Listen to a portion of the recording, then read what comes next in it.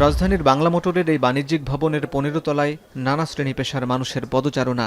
আগামীকাল শুক্রবার মানিক মিয়া এভিনিউতে আত্মপ্রকাশ হতে যাচ্ছে বৈষম্য বিরোধী ছাত্র আন্দোলন ও জাতীয় নাগরিক কমিটির নতুন রাজনৈতিক দল।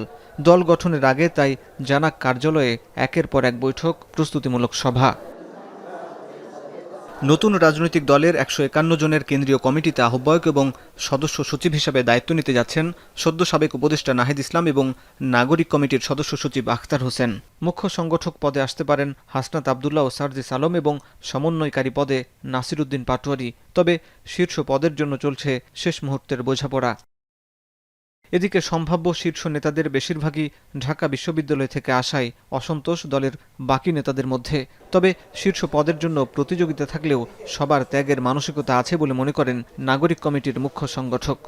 যে আপনি গ্রেটার পার্সপেক্টিভে নিজের কতটুকু ব্যক্তি স্বার্থ স্যাক্রিফাইস করতে রেডি আছেন, এবং আমরা আমাদের জায়গা থেকে মনে করি যে নির্দিষ্ট একটা পদ, ধরুন আহ্বায়ক পদ তো একটা, এবং 5 জন ডিমান্ড করলে সবার কথা চিন্তা করে যে একজন সেখানে এগিয়ে থাকবে তিনি বসবেন, বাকি 4 জনকে এটুকু মেনে নেওয়ার মানসিকতা থাকতে হবে। আমরা মনে করি আমাদের সবার সেটি আছে। দু একটা বিচ্ছিন্ন ঘটনা আলাদা বিষয়, কিন্তু যদি অধিকাংশ ক্ষেত্রে আমরা ঐক্যবদ্ধভাবে চলতে পারি। গণ অভ্যুত্থানের 1 মাস পর ফ্যাসিবাদী ব্যবস্থার বিলোপ ও নতুন রাজনৈতিক বন্দোবস্তের লক্ষ্যে তরুণ নাগরিকদের সমন্বয়ে ৫৫ সদস্য নিয়ে আত্মপ্রকাশ করে জাতীয় নাগরিক কমিটি। এরপর বাড়তে থাকে সংগঠনটির কলেবর। 5.5 মাসে কেন্দ্রীয় কমিটির সদস্য সংখ্যা বেড়ে দাঁড়ায় ১৮৮ জনে। যোগ দেয় ছাত্রশক্তি, অধিকার পরিষদ, এবি পার্টি, বাম সংগঠন সহ কওমি মাদ্রাসা ভিত্তিক বিভিন্ন ছাত্র সংগঠনের নেতারা।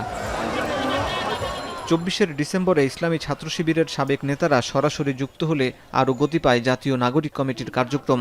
সভা সমাবেশ সহ বিভিন্ন কর্মসূচিতে দেখা যায় ছাত্র শিবিরের সাবেক ও বর্তমান নেতাকর্মীদের উল্লেখযোগ্য উপস্থিতি। তবে চলতি মাসে রাজনৈতিক দলের আত্মপ্রকাশ উপলক্ষে নেতৃত্ব নিয়ে বিরোধ শুরু হয়। এরপর অভ্যুত্থানের কৃতিত্ব নিয়ে বিরোধে জড়ান ছাত্রশক্তি ও ছাত্র শিবির নেতারা।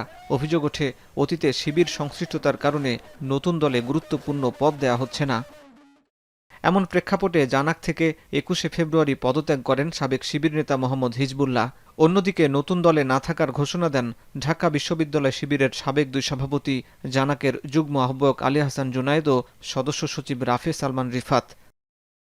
আত্মপ্রকাশের শুরুতেই এমন বিভাজন হলে দলের শক্তি দুর্বল হয়ে যেতে পারে বলে মনে করেন এই সমাজবিজ্ঞানী। এরা অনেক ভালো অল্টারনেটিভ নিয়ে আসছে, তাহলে আমরা তাদেরকে পছন্দ করব। কিন্তু আপনি শুরুতে যদি ওরকমটা বিভাজনের দিকে চলে যান, যে নতুনত্ব ইনক্লুসিভনেসকে বাধাগ্রস্ত করবে, তাহলে তো আপনি যে ন্যারেটিভস দাঁড় করাতে যাচ্ছেন এটা তো তার সঙ্গে সাংঘর্ষিক হয়ে যাবে।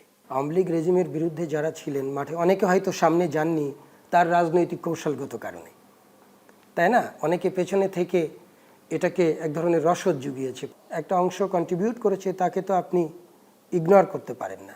তবে নাগরিক কমিটির সদস্য সচিব আখতার হোসেনের দাবি, নেতৃত্ব বাছাইয়ের পূর্বে রাজনৈতিক পরিচয় মুখ্য হিসাবে দেখা হয়নি।